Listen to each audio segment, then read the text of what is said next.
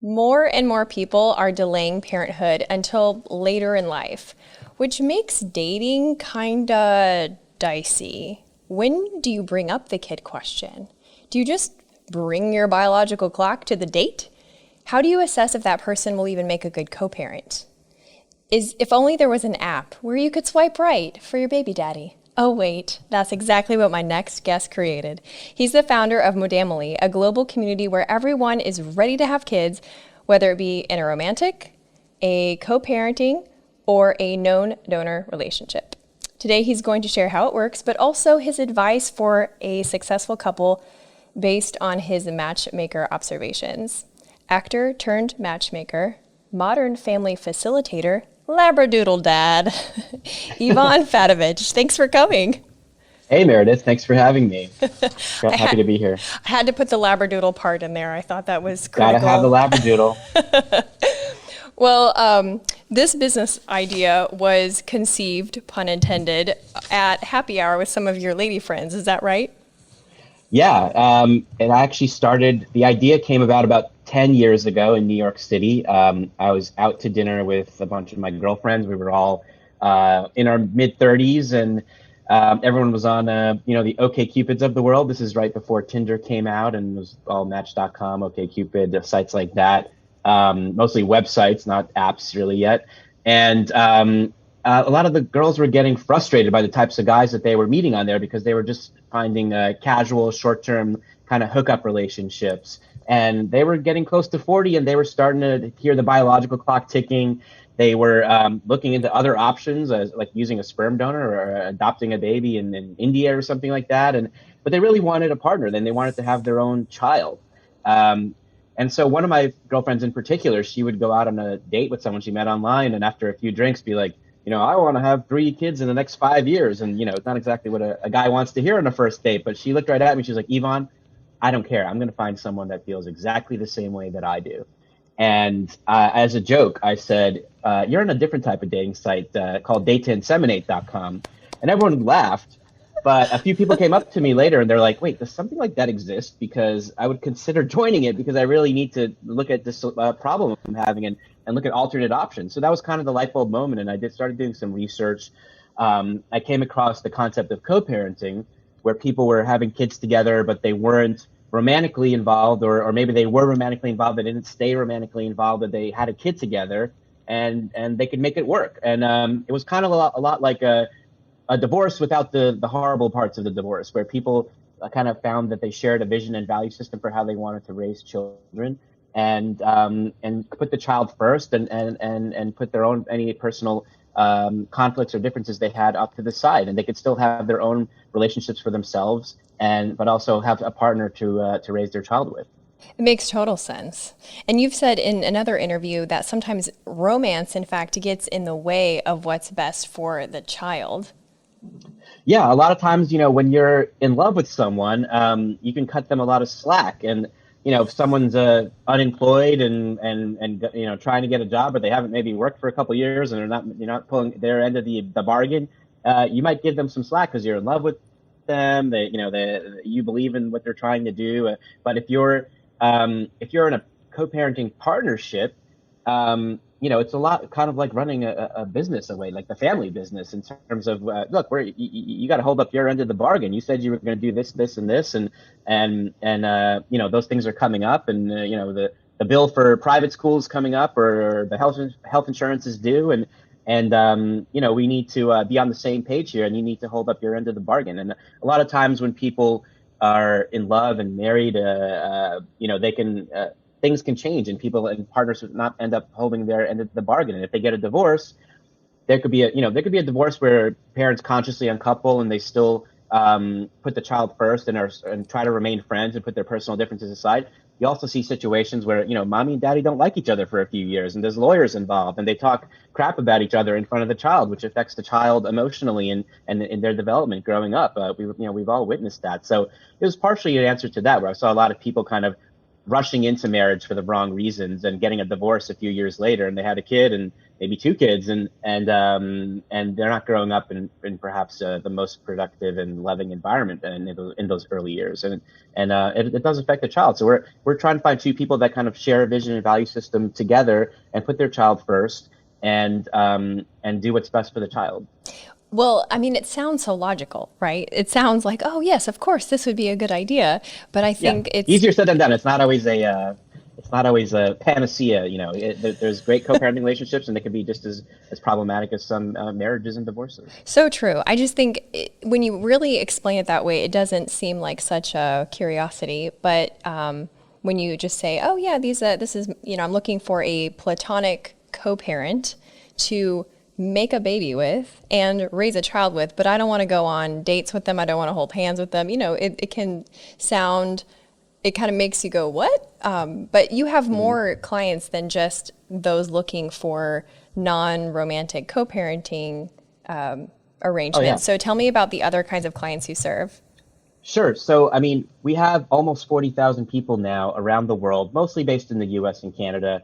But essentially, everyone's ready to start a family and have kids.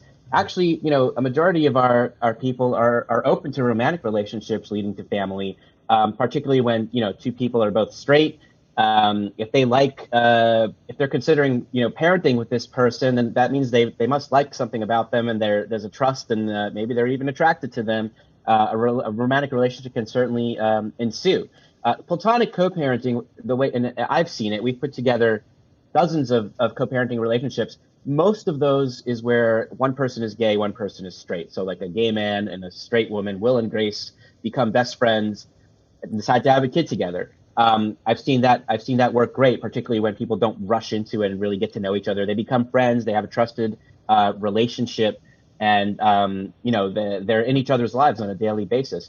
Then we have people. A lot of people's plan A is still the romantic relationship. So in a lot of ways, we're Bumble for people ready to have kids. Where people that go on a Tinder or Bumble, a lot of people are finding short-term casual, hookup apps, they're calling them. So we're more of a mating app where you're finding a potential mate and if you fall in love, that's great. If you try dating and it doesn't work, but you still think the person is a good partner to raise children with, and you're both of a certain age, and time is running out, maybe this is your chance, and you take that chance and raise a child with this person. And then also about half of our people are looking for donors. So we have single parents by choice. I have single moms and dads wanting to have a child on their own. I help women find known sperm donors as opposed to anonymous donors. So you have two options if you're looking for a donor. You can go to the anonymous sperm bank, where you never meet the person. The child has no idea who their dad is. Maybe when they're 18, they could meet the person if they sign some paperwork, but more than likely, you don't really get to meet that person. A known donor is someone you get to meet right away. And they're not a legal parent. They're not financially responsible, but they become a friend of the family, like a great uncle kind of role. They can be as involved or as little involved as you want them to. You have control over the arrangement and relationship. A lot of times that's either with a single mom by choice, or a lesbian couple, or a traditionally married couple where they need help. They need the father is infertile, or they need help getting pregnant, and they're looking for a donor. And we also help people find egg donors and surrogates. We work with 100 egg donor agencies and surrogates around the country, mostly in California on the West Coast, but people in Connecticut and places like that. And we help single men, single gay men, coupled gay men, whoever's looking for an egg donor and a surrogate, and we help them find what they're looking for as well, and realize their dream of starting of having a family and children. Well, you're like headquarters, like baby headquarters. Yeah. Well, we've had around 300 babies born around the world. So, Wow. it's been inspiring and interesting. The first baby was born back in 2013 in the summertime in Toronto area. So it's all kind of exploded from there. And we're still pretty small. And I see us growing larger and larger, especially internationally. And going from tens of thousands of people to hundreds of thousands of people to millions of people over time. I mean, it just makes sense to me. Because people are waiting longer to have kids, that they would be able to be partnered up with someone that is along those same wavelengths, and just kind of Right. skip the awkward part where like I said at the beginning, you don't know when to bring that up in the date. So I do have Exactly. some questions about the non-romantic co-parenting partnerships that I think my listeners will want to know. So, and you've answered these a lot in other interviews. So thank you ahead of time for your patience as you have to relive some of these. But That's okay. so on the one hand, this makes total sense and it's brilliant. And on the other hand, people go, yeah, but how does that work? So first tell me about the screening process. How of all of the co-parenting preferences that people list, let's say in your concierge service, because that's where you really get to know on an individual basis what people want. hmm What are what is at the top of that list usually, and what is at the bottom of that list usually? So we have about 7 criteria that we ask you to rank of importance to you. Education, income, religion, health, creativity, physical attributes. Am I missing one? Oh, and a shared vision and value system. So we kind of ask, we have kind of, what's the most important thing? Maybe you'll get all of those things, maybe you won't, because, some people want the, tall, dark, and handsome that makes $1 million a year and went to Harvard. But chances are, you're not going to get that, especially in a crunch time like this. But maybe you will. But we ask you to focus on what's like the 2 or 3 most important things. So, is it someone who's healthy? Is it someone who, if you're a workaholic and you're married to your job, maybe you want someone that's home more and more of a creative or a freelancer that can also watch the kid while you're working, or you have to travel. Or maybe it's reverse. Maybe you're more the homebody and then you want someone to be more the breadwinner. If you want someone, if you have a Ivy League degree or a master's degree, you probably don't want someone that just made it through high school. So most of those people also want someone that's as educated as them. If you have make a good living, a lot of our the original intention was successful professionals who spent their 20s focused on making money and a career advancement and traveling the world, their individual pursuits. They feel like they have to get stuff done and accomplish certain life goals. They feel like having a kid and starting a family means they have to give up certain things, which is not always necessarily true, but sometimes it is. You have to make some life changes and sacrifices to enter this new phase of your life. So, we ask you to kind of prioritize those things. And when I introduce my concierge clients to people, I ask them to keep those things in mind because they'll always have a complaint about something, and I'll be like, okay, yeah. They're like, oh, this person is not that interesting. They haven't accomplished everything that they wanted to in their careers, and I'm like, oh, but would they make a good partner for you if you're a successful person and you're going to be you make a lot of money, and maybe you need someone to stay home and also watch the kid and they can still make a living working from home, because a lot of times if you find a type A personality, someone that's ultra ambitious and successful, a lot of times when you partner that with another type A personality, then there's nobody at home watching the kid. You got 2 people that are focused on their careers, and I look at my previous career was Hollywood, so a famous movie star marries another famous movie star. They're traveling, they're doing movies all over the place. Who's watching the kid? A team of nannies or relatives or something like that, or maybe the kid's always getting moved around to wherever they are. Sometimes that can work. Sometimes that's more problematic. We see a lot of high instances of people separating and consciously uncoupling, as Gwyneth Paltrow calls it. But we find that people that can still be separated and still come together for raising the child together, that can be successful, because a kid really just needs consistency, love, support, encouragement. They don't want the situation to keep changing. They don't want, a different guy coming into the picture every other month. They want, they'd like to see the same faces all the time. So, whether you're co-parenting with someone and you're pursuing your own romantic relationships, there's a time and a place when you want to introduce the kids to that, to your scenario. So those are the kind of questions I ask our concierge clients in terms of when I'm matching them up. So what I initially do is, I'll reach out to people that I think might be interested in my client. If they're available and interested in my client, then I'll do a Zoom call with them, or pandemic. I used to meet in person sometimes if they were in New York or LA. But lately we've been doing Zoom calls. And if I haven't met them before, I'll vet them. I'll verify their identity. I'll look them up on social media. We can do background checks.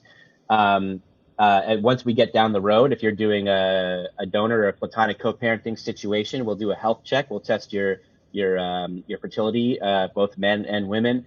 If you need referrals to an IVF doctor or a modern family attorney that will draft a co-parenting agreement or a donor agreement, we can help with that too.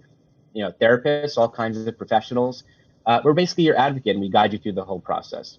Wow, yeah, that's a lot to think about. What's interesting is, especially in the screening process, is both times that I got married,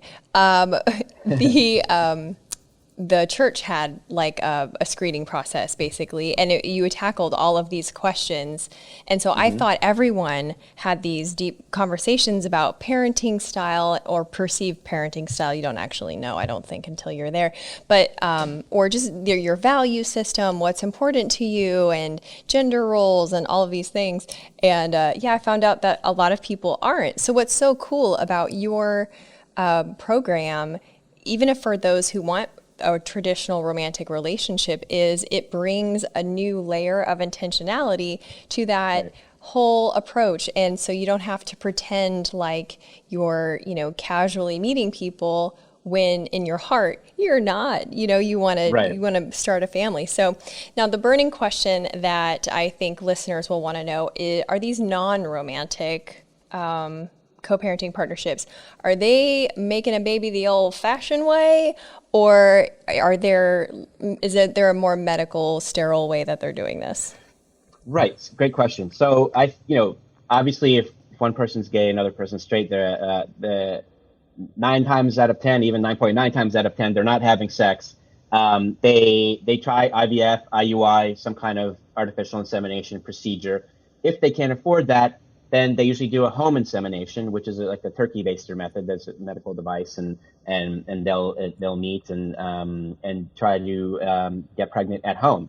Of course, if it's two romantic relationships, obviously their natural insemination is an option, or IVF as well. So we don't recommend natural insemination for our platonic co-parent partnerships, but in the end, people are responsible for what they and how they want to get pregnant, and we can only inform them on like what we think are best practices. But I don't see it happening that often with platonic co-parents. So you don't recommend it because of emotional entanglement or another reason? Well, I don't recommend it. I don't recommend it particularly in a situation where if the person's going to be a donor or something like that, you have to just be careful who you're meeting, verify their identity. I don't recommend meeting someone in a hotel room a week after you talk to them online and trying to get pregnant the old-fashioned way. But there are people out there that would do that, and we, not clients that I work with personally, but if people are also, the site, just like any other dating app, you can search on your own, you can communicate with people on your own, and we want to avoid scammers or stalkers or people that are just trying to use this situation to have sex and get someone pregnant and not have any involvement. So it's a real concern, and we take precautions to alert people to be aware from that. If we hear of anything like that happening, then we'll confront the party and block them from the site, or ban them and alert others.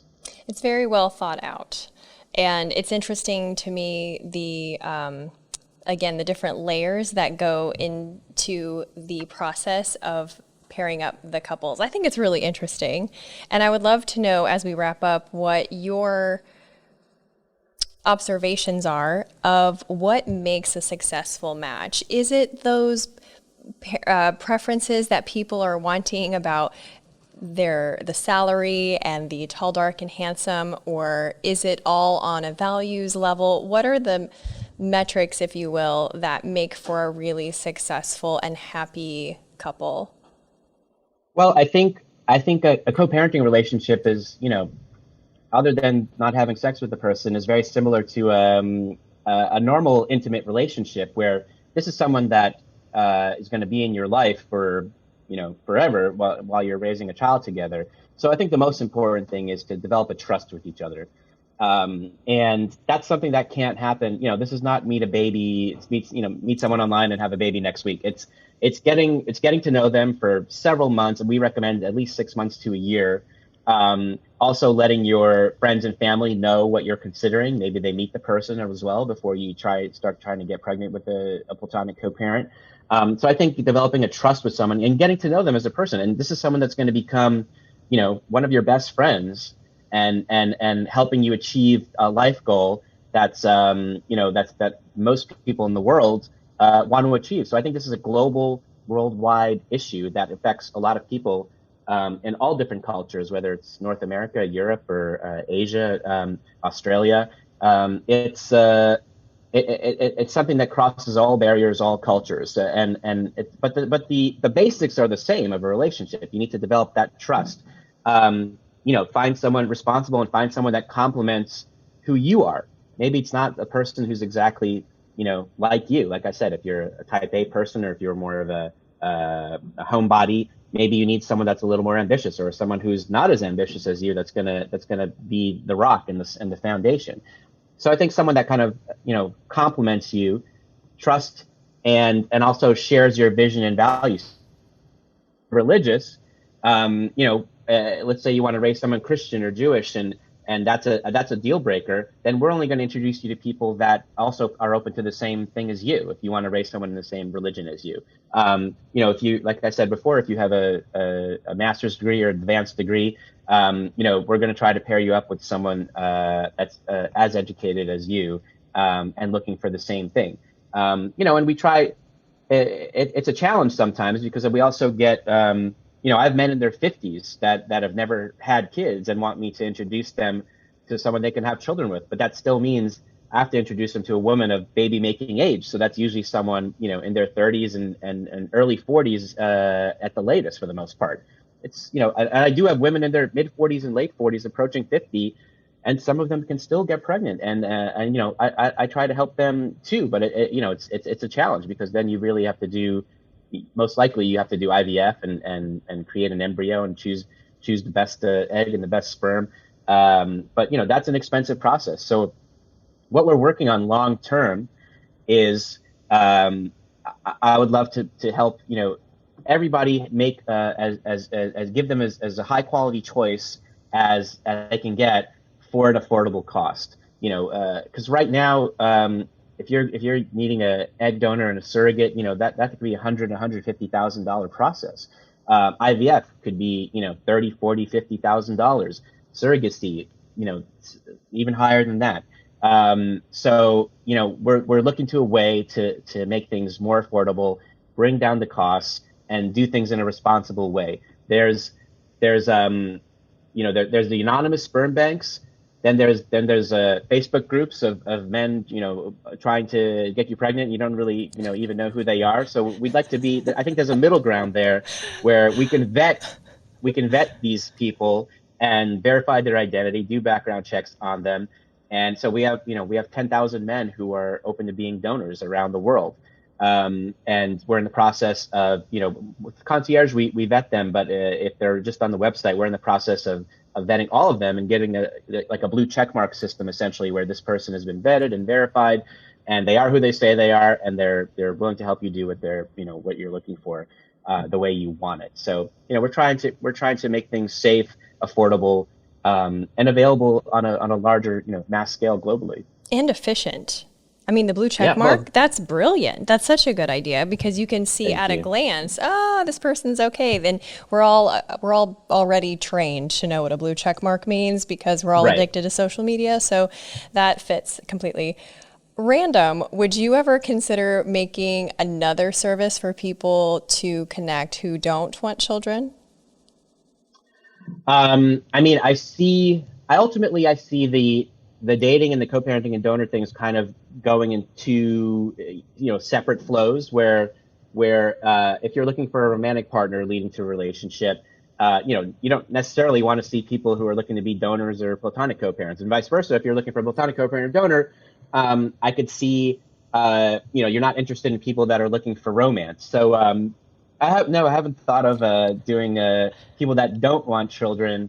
I'm sure that the mainstream services can do that for the world if needed. I'll focus on the people starting families, and you know, there's plenty of options out there for those people. Well, you could call it child free and free or something, Yeah, you know, something. or I think that's called you know, over 50 dating if you haven't had Oh, kids Lord, yeah. already. I believe it's called Our Time, and there's a couple other ones Oh, where wow.